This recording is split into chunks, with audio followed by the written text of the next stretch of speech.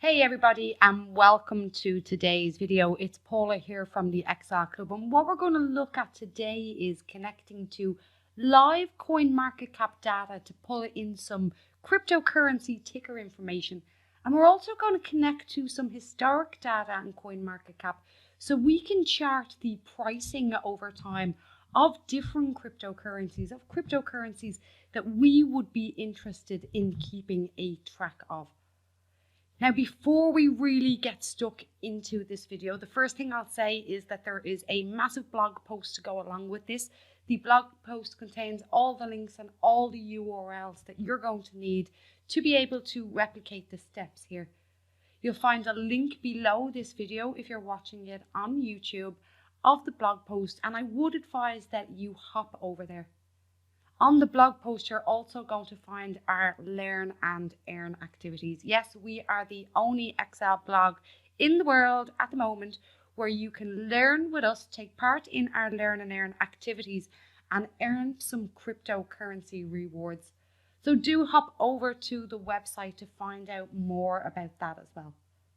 So as I said, we're going to create a dashboard that is interactive, a dashboard that will allow you to interact with the data. Now, this data is being pulled directly from Coinmarketcap. It's live, and we have connection set up using Excel Power Tools.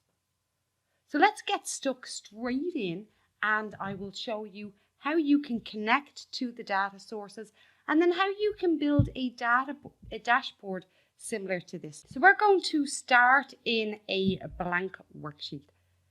Now, what the first thing we're going to do is we're going to connect to the ticker information. And the ticker information comes with an endpoint, an API endpoint, which we can see here. Now, you'll get this link in the blog post. And we can see from this that this pulls in different things about the coin, such as the ID, the name, the symbol, the rank, the different pricing, the percentage changes, and when it was last updated. And it does this for the top 100 coins based on its actual ranking, its market cap ranking. Now, this is JSON format, and I recognize the JSON format from the square brackets and the curly brackets, and it's very common to use JSON format in APIs. But because there's a web endpoint, we can connect to this just like pulling data from a web page. You don't have to worry about the fact that it is JSON data. Let's go back into our blank Excel worksheet. And to connect to this, we are going to go to our data ribbon and we are going to go to From Web. And when we go to From Web, it will open up our little From Web button and it'll look for our URL, which we can paste in here. Now, once we've pasted this in and say, okay, what this will do is look at the URL. It'll look at the data, see if it can connect to the data, which it is doing. And then it's going to open up your Power Query editor. Now, when it opens up the Power Query editor, it's going to bring in a list. All of these records are contained within a list. And the first thing we need to do is convert this list to a table. So this is converting away to a table, and it's asking us how do we want to select a delimiter and stuff. I'm going to skip that and just say okay to the standards. And what this does then is it brings all of the lists in as a record. Now, if you click in the white space of any of these, you can see the data contained within the record down at the bottom of the screen. Be careful not to double click in, because what it'll do then is open up the record, which is not what we want. So I'm going to delete that from our applied steps. Instead, what we want to do is expand this column. So we click this little crosshair up here to expand the column. And this will expand all of them record items into different columns. Now, I want to use these column names here. I don't want to use the original column name as a prefix, because that will take column 1.id, column 1.name, and so forth. I just want the names as they are. So I'm going to untick this, and now I'm going to say okay. So we can see now that we have pulled in the ticker information from Coinmarketcap. Now, at the moment, it's only in a query, and I'm going to rename this query to ticker. We haven't loaded it into Excel because there's still a few things that we need to do. For example, we need to check the data types, and we can see this rank has come in with the type of any. We see this type of any. Now, when it's any, when it's loaded back into Excel, it will read it as text. So you need to make sure all of your data types are actually correct. So I'm just going to select all of these columns, and I'm going to change the data type on all of these selected columns to a decimal number. So now I have corrected all of my data types, and I have made sure that I have renamed the actual query as well.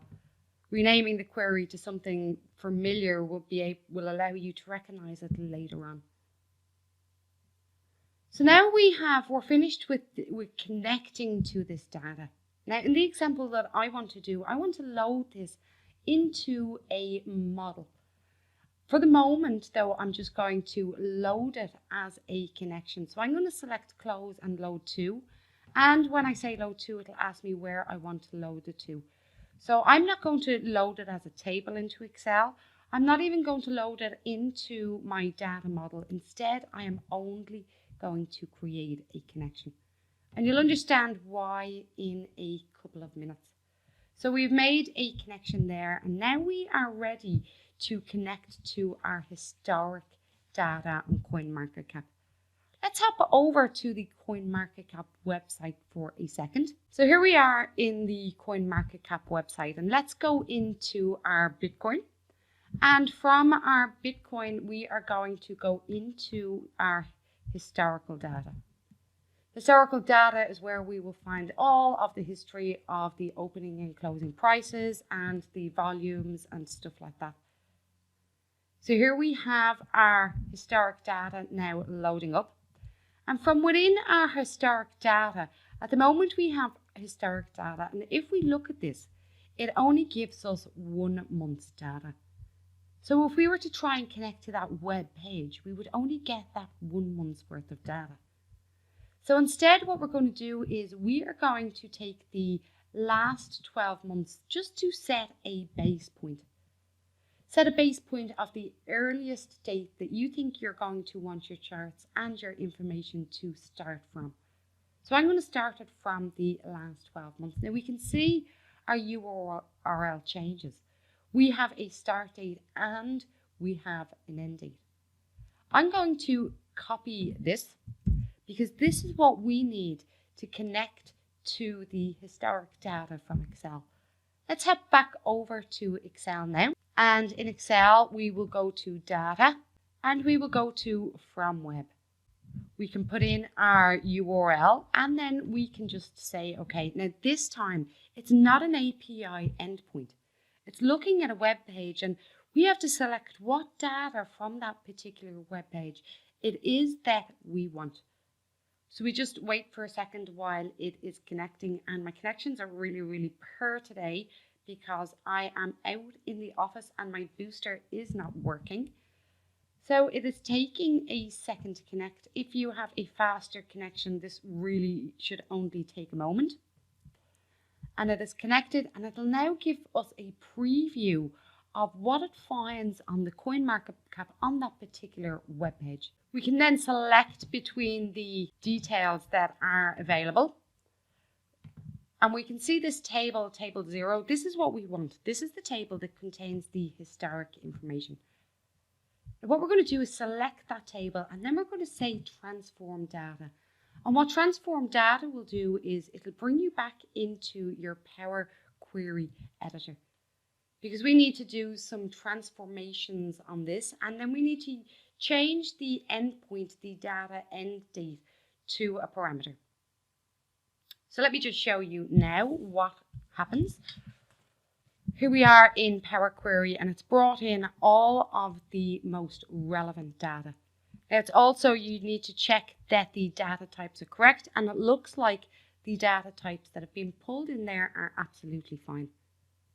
Now we have a base point query, a query that we need to be able to change. So we put in the date, the end date was the most recent date, But we can change this end date now, so we can update it as the time period changes. And we can do that by setting up what's known as a parameter. So we're going to set up a parameter on our Power Query window, Manage Parameters. We are going to say New Parameter. And this new parameter, we need to give it a name, which will be our end date. And then you need to give it a description. The description I've added in is the end date in text format. Year, year, year, month, month, date, date. Now it's very important that you put in that year, year, year, month, month, date, date in a text format. So down here where we have the type required, we are going to put in the text. Then we can have any value, or we could take a list of values or query values. We are going to put in any value. And for the current value, let's put in 2019 0725, for example. So 2019, the 25th of July 2019. And we're going to say, okay. Now we have this parameter, and this parameter is called end date. We can now use this parameter in our table query, in our historic data query, to change the end date of the data that's actually pulled in. Let's go back to our table. I'm going to rename this, and I'm going to rename it to Bitcoin, because it was Bitcoin that I pulled in the data for. So just so we can easily identify it. And in our view, we are going to go to Advanced Editor. Now we can see here in our Advanced Editor, we have this 20190802. But we can now change this. And instead of having that in there, what we can do is we can change that to a parameter. I'm going to cancel out of here to show you how to easily do it without going into the source code. So in our source step, if we click on our source step, this will then reopen up our from web where we put in our URL. And instead of a basic, we are now going to put in advanced. We have the first part, and we also have the second part, the second date. And we're going to remove the second date out of there. In here then we're going to add a new part, which is going to be the parameter that we set up, end date. Now if we say OK, this will update the query for us, and it's going back a few days. And I'm going to jump down the applied steps then to see if we can see now that the last date pulled in is the 27th of the 25th of the 7th. So at any stage, all we need to do is change the endpoint date in here and go back into our other queries, refresh our other queries that are linked to that parameter. And once we refresh the other queries that are linked to the parameter, then there's no need to go in and manually change all of the dates from the parameters. Now, right now, we only have the historic information for one coin. We're going to add a column to this table. We're going to add a custom column so we can identify the coin. So I'm just going to call the column coin, and I am going to put in Bitcoin for my title and say OK, and it'll create a column called Bitcoin. So we have one coin. It's very easy now to get all of the other coins that we need. So if we duplicate this query, once we duplicate the query, if we put in, we can change the property names to our next coin. So let's say we want EOS. We can then change our custom column to also say EOS. So I can change this in here to say EOS. And then in my source, quickly change the source. So if we go in here to our URL, and I'm going to change, now you might need to verify the URL that you need to use, but I'm going to say EOS, and I'm going to select OK. And you can continue to then just duplicate the queries until you've pulled in all of the coins that you want to keep track on. Let's call this one Litecoin. And we can change the custom column to also say Litecoin. And we can change in our source, and you'll see I'm doing this slightly a different way this time, because sometimes you can find quicker ways of actually doing something. And that should then bring up a table of all of the pricing for Litecoin. Now we can change all of these using this one parameter. So when the date changes, you can update the date using the parameter.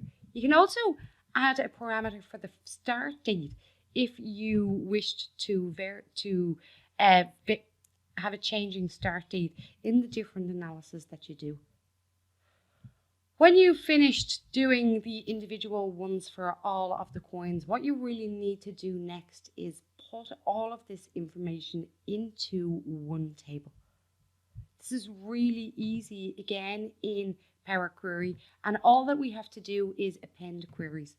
We're going to append as new, so we're going to set up a new query that's going to take all of our coins and going to append these coins together. So we are going to do 3 or more tables, and we're going to take Litecoin has already been selected. We're going to put EOS and we are going to put Bitcoin all into the one table as a new table. And then I'm going to name this historic so we know exactly what it is. Now we have the option now to close and load and close and load too. I am going to close and load these as a connection. The reason I'm going to close and load them as a connection is because we don't need these individual tables. We don't need Bitcoin, EOS and Litecoin because we have them all in historic. So we can just then load the particular tables that we want into the Power Pivot option from then. We can see over here, I'm going to create a connection only. And when I create a connection only, you will see it over here on the right in your table. Now, the next thing we need to do is load these into a Power Pivot model. We are going to load our historic data into a Power Pivot model. So we're going to right click on that and we are going to say load to, and we are going to add it to our data model. We're also going to take our ticker information, and with our ticker information we are also going to load that as a connection into our data model. By adding these as a connection into our data model, what we're doing is adding them into Power Pivot. Now we've got 2 tables in Power Pivot, but we also need, these are 2 fact tables, so they contain facts about the data. What we need is a dimensions table, and I've created a dimensions table on a separate sheet. I've named this table as coins. So if we go into our table design, we can see it's named as coins. We are going to add this to our Power Pivot model by going to Power Pivot and Add to Model. And that will be added into the Power Pivot model with the historic information and the ticker information. Now in our diagram view, we can set up a relationship between all of these tables. We have our bridging table or our dimensions table, which just lists each coin once. And we can connect this with the name on our historic data. So we can see coin down there that we can connect it to. And we can connect it to the name on our ticker. I'm going to double click that, and when you double click you can see what it's being connected to, and in this case I connected to the symbol instead of the name, so you can change it if they didn't connect properly and say OK. Now that we have these data connected together, go back into data view, we can start to create our pivot tables and our pivot reports. I'm going to select a table, a chart and a table which are vertical to each other. And I'm going to put them onto a new worksheet. Now what we have here is we have our queries and our connections. We also have our pivot table field lists for setting up our pivot tables and our pivot charts. Let's build our first pivot chart. And from our first pivot chart, let's take our historic date And we put our start date not into the legend but into the axis. We'll then take the daily high and the daily low, and we're going to change these values in the value field settings. We're just going to rename them so it shows up as high, and the other one then will show up as low. So I'll say OK to that. I am going to go to value field settings, just change the name so it says low. I'm also on my format, or on my design, I am going to change my chart type, and we are going to change it to a line. So now we see we have our chart in there, and that is showing us the high and the low prices for the day. Now, there's only one chart there. The other one also showed the volume. But the problem is, if we go to our design and we change our chart type, and we put in our chart type, we put in the multiple, so a combination chart, and we say OK for a combination chart. And now if we were also to put in the volume to the same chart, let's go back into our design to our chart type for a second. You see that it changes straight back to column. So these combination charts, they don't work in Power Pivot. I'm going to undo the last couple of steps there for a moment. I'm going to change that the chart back to the line chart. So how did I get the second lot of data in here? Well, very easy. What I done was I actually made a copy of the chart and I pasted it somewhere else. And I, in the second chart, remove the values. And we can put in our volume. We can change the design. I know you can't see that there, so let me just bring it up here.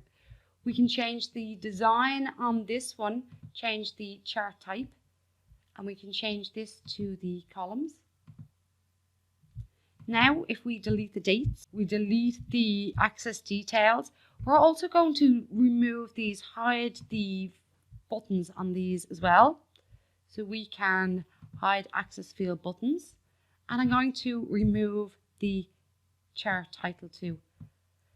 The next step then is to take the chart and overlay it on the other chart. The only problem is then you can't see the other chart. So right click on it, and when you right click on it, go to Format Chart Area, and in Format Chart Area under the fill, you're going to say no fill. You can then align this properly along with the dates, and you can also remove the border as well. So that's how I got the volume chart to sit over the historic chart, over the historic pricing chart. Now in our pivot table, we wanted some ticker information. So let us get our ticker information. And we will bring in the name, let's bring in the rank, let's bring in the price, US dollar and Bitcoin. And let's then also bring in the percentage changes. So we've pulled in quite a lot of information now into this. But what we still have is, we still have a problem here, is that this contains all of the coins that we've pulled in. And this contains all of the ticker information. That's not what we want. So we want to insert a slicer.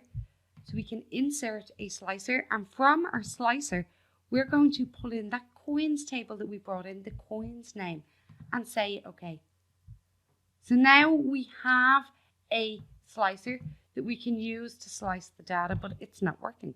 So what do you do when it's not working? Well, if we right click and we go to Report Connections, and in our Report Connections, we can change what this is connected to and what it's actually going to drive. So let's pick EOS, and we see that the chart has updated, and so has our pivot table. Now we can change the formatting around, place these in different positions, and you'll get a dashboard just as I did. This has been a really, really long video, folks, so please do hop over to the blog post. The blog post is A link to the blog post can be found below this video. If you enjoyed this video, don't forget to like and subscribe to my channel. And don't forget to head over and earn some rewards for practicing what you've learned here in this post. To earn some rewards, just take a look at the post and you'll find the learn and earn activities. Carry out the steps as per the learn and earn activities, and you can earn some rewards just by posting your solution as a comment on the blog post. That's right, you can earn cryptocurrency rewards just for posting your solution in the comment section on the blog post. That's it for today, folks. We will talk again next time.